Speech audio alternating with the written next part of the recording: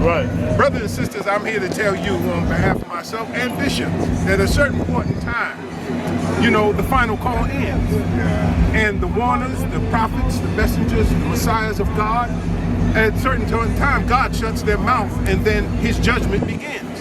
It is important for us as a community now to rally around our youth, around our brothers and our sisters, to stop domestic violence and to stop the violence among ourselves. Why? Because there is an unraveling taking place above us in the White House, in the Congress, in the Austin State House, and even sometimes downtown. Understand, we're about to host the World Cup. And don't think that they don't have a task force that they put together in order to stop any criminality in advance. They don't want you to be embarrassed, and I don't want to be embarrassed. So we're going to say some words when we get up to the podium, but I want us to understand that we have to start loving, learning, and living one with another. And it really begins with God, because God is love, and love is God. And it's time now we put some God and love in our hearts. Thank you. We're here, you know, BUN has been talking about this in his own spot and inspiring us, educating us, right? And you know, music is powerful. All right. You know that there's a spirit in all songs, and it comes from the artist, it comes from the writer. That's right. And BUN is an audience who respects him, not just for the sound he makes, but for the substance in the sound, right? And for the conversation on and off the stage, engaging brothers and sisters spiritually and intellectually. To your point, right? Love is it. I'm going to say this, y'all. I've challenged politicians. I've challenged law enforcement. You don't talk about love anymore.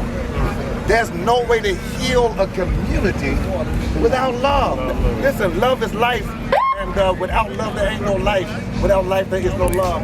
And so, BUN, how do we, and I know you're doing this, but talk about what you said. We got to be a part of a movement. Well, it's just about leading by example and being consistent in that example.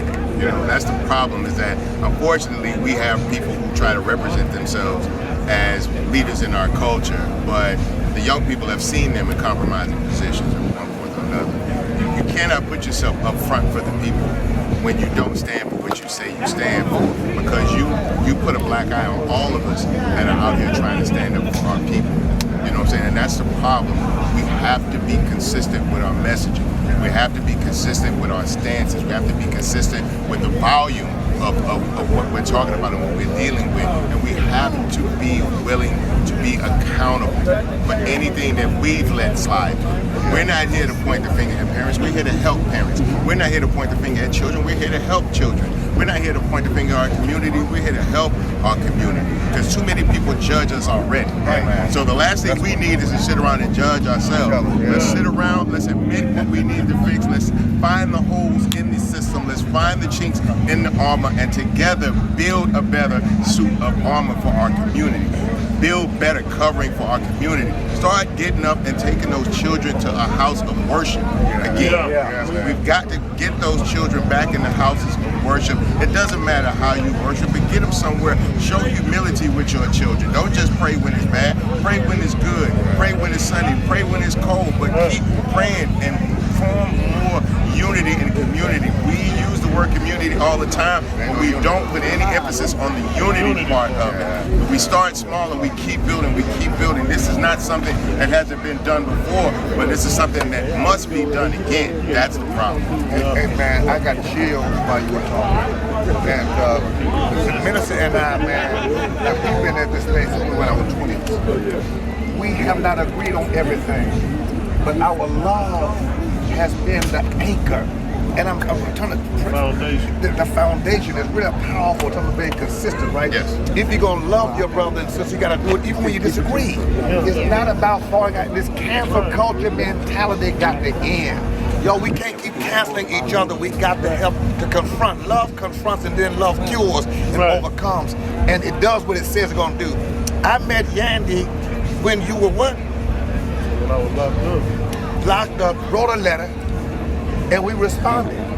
Like, I mean, I'm saying because that's family. Wherever we are each other's brothers and sisters keeper, right? And it's about loving each other no matter where you are at the moment. And look at what God is doing through his life today. Yeah. I just want to encourage somebody, man. Hey, your yesterday is not your tomorrow. Yeah, man.